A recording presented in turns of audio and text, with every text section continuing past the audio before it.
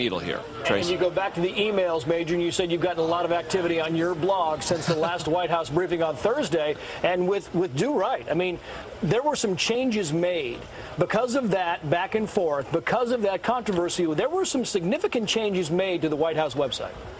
A couple of things are different as a result of this set of questions and the White House response. First of all, if you go to the comment section of the White House website and you leave an email, there's a box there where you can opt out of receiving any future emails from the White House. And then there's what's called a read-in verifier, where you type in yourself your verification, either that you do or don't want to receive emails. That's 2 layers of protection the White House has added since this controversy began that did not exist before. Now, I've talked to a lot of Internet professionals who say if the White House really wanted to absolutely provide maximum security to those people who do and don't want emails, they would have what's called a double opt-in. Basically take everyone that's on their list now and send them a simple content-free email that says, look, you've been subscribed.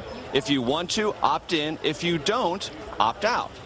But the White House has yet to do that. They may in the future. We don't know. The second thing that happened, of course, Trace, is flag@whitehouse.gov, which was a web address the White House set up so people could email to them fishy comments about the health care debate. Well, as of late last night, that was officially disabled. It had been disabled much earlier in the day yesterday, but the White House announced why late last night on the White House blog site, saying there had been a lot of rumors and innuendo about what flag@whitehouse.gov was all about, and to separate fact from fiction, they were consolidating it into another website, realitycheck@whitehouse.gov. So flag@whitehouse.gov met its internet demise yesterday, and there's some additional website protections for folks who don't want to be even inadvertently spammed by this White House. Trace? Major, we know you've got work to do. Back to the White House briefing when it happens, and we'll get to you afterwards. I want to bring in Bill Salmon. He's our Washington managing editor.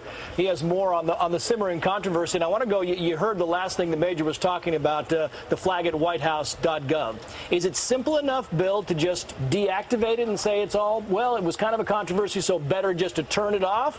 Or is there more behind the story? Well, it's simple enough to technically turn off that website, of course, but it's not so simple to turn off the political problem, at least potentially, that arises when you start to think about the fact that they collected a bunch of emails, presumably, while that web address was still functioning. And again, what are you going to do with them? You know, it's telling, Trace, that the White House, instead of just coming clean on this and saying, look, we screwed up and we put in these protections that Major just outlined, instead of doing that, they had to sort of politicize their response. They came out with a statement last night that talked about how there was this fear-mongering and there was these wild-eyed conspiracy theorists by defenders of the status quo for the health care system. In other words, demonizing everyone who was upset that they were getting unsolicited emails as some sort of conspiracy theorist. So I think that tells us some information that instead of just cleanly saying, look, we screwed up, let's move on, they had to go political with it. And is it your sense, Bill, that it's getting a little bit deeper in the fact that now there are some Republicans, Darrell Issa for one out of California, saying, look, we want the full truth on this. We want to find out exactly what was happening. It's not good enough for us that we just deactivate this and you can send these emails now to Reality Check on the White House website. Is this thing, in your estimation, Bill, still growing? Does it have legs, as we would say in this industry? Or do you think they can put this to rest by just coming out and saying, you know what, this was a mistake, let's move on?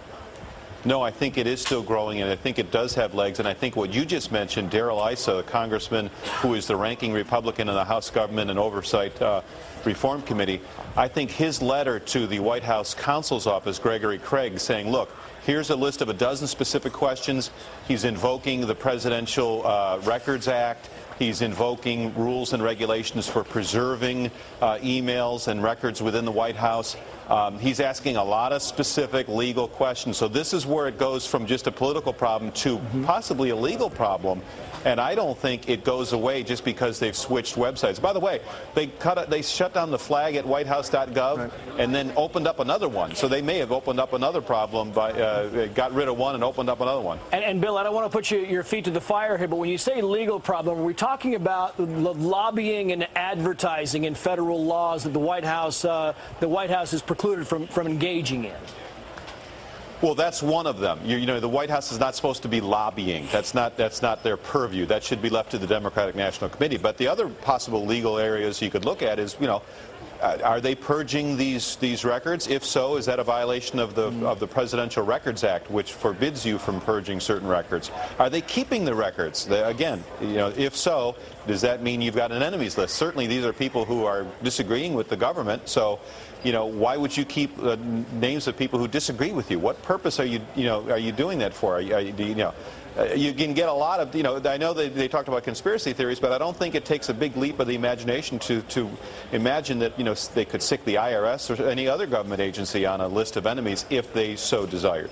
And just to kind of expound on what you said there, Bill, in case people didn't catch it, is we know now from investigating this that a lot of opponents of this administration, people on the other side, did get these emails. So we talk about third parties, and there's a lot of concern from Republicans that a lot of opponents got these emails that really didn't have any connection, that really they're kind of trying to follow the dotted line, and they just don't see it connecting with this third-party argument.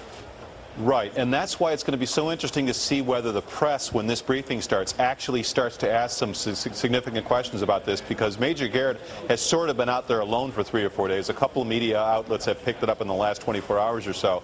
But imagine, this press during the Bush administration had a conniption when Bush had this program to eavesdrop on terrorists overseas. They called it domestic spying. In other words, you weren't allowed to listen in on a terrorist. Well, here we've got the Obama administration supposedly collecting of people who disagree with their domestic policy. And sending out unsolicited emails from David Axelrod. Again, if Karl Rove was sending out unsolicited emails, I think the press would pay attention, and I think we'd see a lot more outrage. So today we'll see whether the press does its journalistic responsibility and follows this story.